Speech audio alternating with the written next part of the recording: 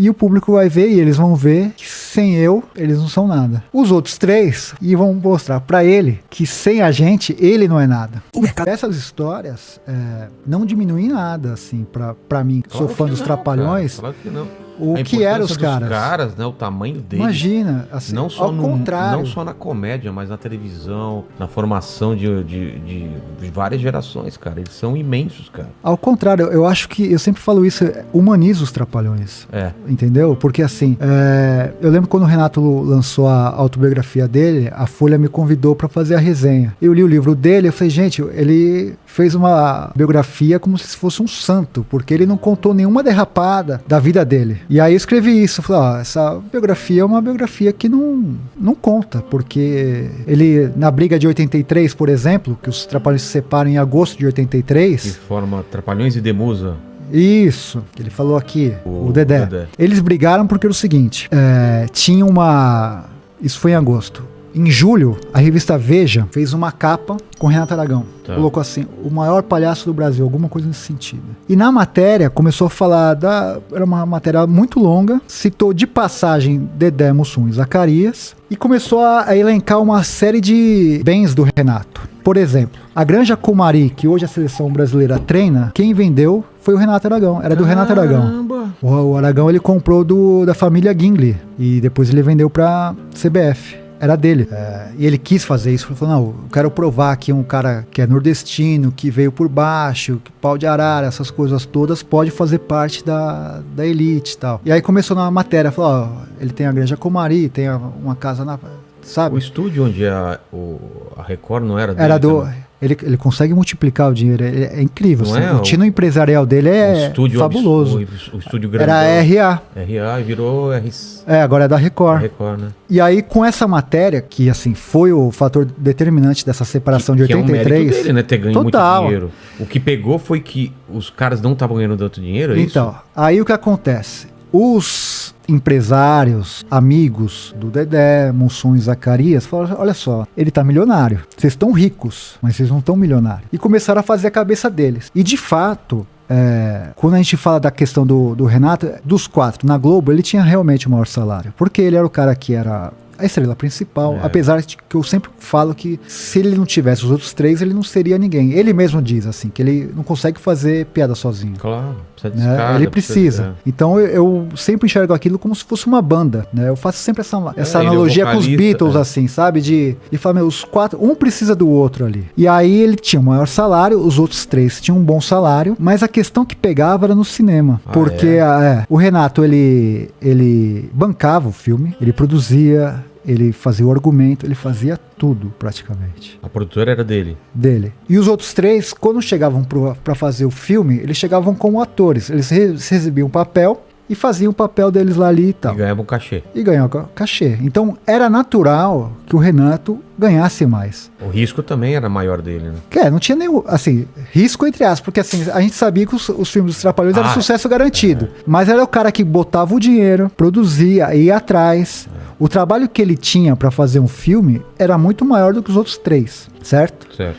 Então era natural que ele ganhasse mais do que os outros 3. Então, de 100% vamos usar essa numeração, de 100% do filme, a briga era em relação a isso. Porque o Renato, ele ficava com uma porcentagem absurda e os outros 3 com a porcentagem irrisória. E falou, isso aqui tá bizarro que vocês estão recebendo. E dava muito dinheiro? Era muita diferença. Não, mas dava muito dinheiro? Dava muito dinheiro.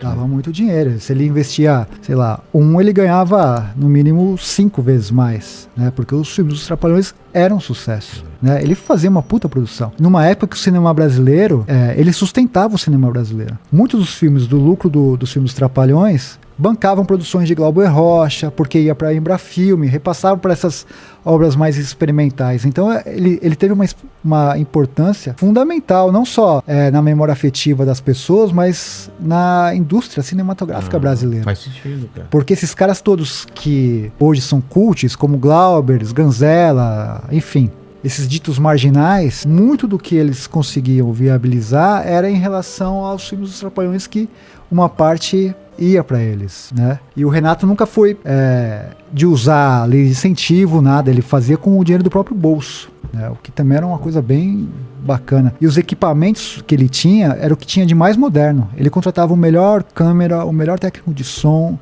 O cara foi para Marrocos, o cara fez tantas externas, tantos filmes legais. Então ele tinha uma produção enorme. E aí teve esse racha por causa dessa porcentagem de dinheiro. Muito influenciada por esses caras que circundavam o Dedé, Mussum e Zacarias. Então eles romperam. Que foi uma coisa que foi o seguinte, que o Renato nesse dia do rompimento, ele foi meio que traído. Ligaram para ele e falaram assim: Renato, vai ter uma coletiva de imprensa no Teatro Fênix. Ele falou: meu, coletiva de imprensa? Falei: vai ter lá, aparece lá, tal, que vai ter um pronunciamento. Ele chega lá sem saber de nada. Daí senta numa mesa, tem até foto na internet disso. Fica os 4 numa mesa e fala: ó, a gente tá se separando. Ele toma um susto.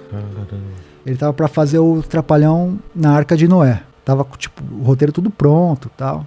Falou: pô, vou separar? Separaram. Aí começa uma guerra entre as duas produções. Mas ele aceita de boa? Não tinha o que fazer, os caras romperam com ele, né? Tinha um contrato, mas e a Globo? A Globo ficou perdida nisso. A Globo não sabia o que fazer, porque também foi pega de surpresa. Na teoria eles continuavam na Globo? Não, eles eram contratados da Globo, mas não tinha mais um programa também. Ah, não tinha mais? Parou de exibir. Por causa disso? Aí a Globo fez um programa chamado A Festa é Nossa, pra substituir os Trapalhões. A Gildo Ribeiro era o cara que estrelava e tal. Porque eles gravavam na semana e já exibiam no domingo. Tinha uma barrigazinha, mas era coisa pouca. A Globo falou: meu, a gente não vai se meter com essa briga, porque é uma briga deles. Se a Globo se envolver, pode se caracterizar uma forçação de barra e tal. E era uma outra época, né? O Boni era um cara que deixava as pessoas muito mais à vontade e tal. E aí ficou nisso, não tinha programa e o Renato tava com tudo pronto pra fazer o filme. E ele teve que às pressas contratar um novo roteirista, porque esse roteirista que era dele, que era o Vitor Lustosa, foi pro Atrapalhando a SWAT. Que era? Do Dedé, Mussum e Zacarias. Então o que aconteceu? O Renato falou assim: então eu vou provar pra esses caras que eu não preciso deles. Vou fazer um puta de um filme aqui, que vai arregaçar na bilheteria, e o público vai ver, e eles vão ver que sem eu, eles não são nada. Os outros 3 falaram assim: nós vamos fazer um puta filme e vamos mostrar pra ele que sem a gente, ele não é nada. E aí começa, na mesma época, Atrapalhando a SWAT e o Atrapalhando a Arca de Noé na produção. E vem uma produção e outra, chama um roteirista, e começa a roubar. Começam a brigar pela equipe. Pela equipe, né? E aquela coisa tipo Guerra Fria, de falar: como que tá a produção, como que tá essa, como que tá aquela, tal. E as pressas de estrear antes pra render na bilheteria. Atrapalhando a SWAT, os caras alugaram até um helicóptero. Ele falou aqui, né, da Lucinha Lins e tal. Os caras fizeram imagens. O filme é incrível, esse filme. E é marginalizada porque até hoje, assim, não conta na filmografia e tal. Você conta dos 3 e tal, mas é difícil você achar esse filme até exibir. Às vezes o canal Brasil exibe esse filme. É um grande filme. E eles gastaram muita grana. Dedé, Mussum e Zacarias, eles não sabiam administrar o dinheiro dele direito, como o Renato sabe fazer. A gente acabou de falar aqui, o Renato, ele tinha a Granja Comari, se ele comprou por 1, ele vendeu pra CBF por 5. A RA, se ele comprou por 2, ele vendeu por 20. Ele sabe multiplicar o dinheiro. E esses caras, eles se perderam nisso. Nessa gana de mostrar que não precisavam do Renato, eles excederam. Então alugaram helicóptero, pagavam às vezes dobrado pro um cara que o cachê era tanto, pra trazer esse cara pra cá. E aí eu não me lembro da ordem direito, mas um filme estreou num dia, acho que 1 ou 2 dias depois estreou outro. Só que o que acontece? O público se dividiu. Então os 2 filmes foram fracasso de bilheteria. Ah, é? Não foram bem. E aí eles viram que, assim, se arrebentaram. Eu falei que eles se separaram em agosto. Em março eles voltam, do outro ano. Se separaram em agosto, os filmes de 83. Em dezembro de 83 são lançados os 2 filmes. Fracasso. Principalmente Dedé, Mussum e Zacarias. Então um prejuízo financeiro absurdo, enorme. Tanto é que, por muitos e muitos anos, eles tiveram que trabalhar para pagar essa dívida. Até porque eles foram passar a perna deles, os contadores, tá? Teve muita gente, por conta dessa questão que eles não saber administrar, eles perderam muito dinheiro. E aí, em março de 84, eles viram que assim não estava dando certo, o dinheiro começou a cair, não tinha mais show, até tinha, mas assim, a força dos Trapalhões começou a diminuir e o Beto Carreiro ligou para cada um dos 4, falou assim: ó, vem almoçar comigo tal dia, sem um saber do outro. Ó, vou te esperar aqui nesse restaurante às 8 horas na quarta-feira pra gente conversar. Fez isso com o Didi, fez isso com